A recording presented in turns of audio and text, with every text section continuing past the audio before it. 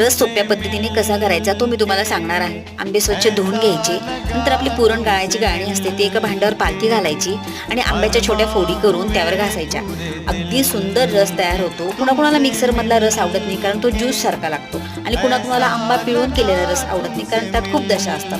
हा रस तुम्ही करून बघा. हा ज्यूस सारखा पण नाही लागत आणि या रसामध्ये दशा सुद्धा नाही राहत. हा रस कशाबरोबर खायचा तर दुपडी बरोबर. दुपडी म्हणजे नक्की काय तर मारवाडी लोक रस बरोबरची पोळी खातात, त्याला दुपडी म्हणतात. तर ही दुपडी करायची कशी तर आपल्या 2 छोट्या छोट्या लाट्या करायच्या, त्या लाट्यांमध्ये तूप टाकायचं, त्या एकमेकांवर ठेवायच्या आणि पोळी करायची, त्याला दुपडी म्हणतात. हा रस दुपडी बरोबर खूप छान लागतो. खूप जणांना पोळी तळून नाही, पुरी तळून नाही आवडत, पोळी जास्त तुपाची नाही आवडत, तर तुम्ही ही नक्की ट्राय करा, तुम्हाला खूप आवडेल.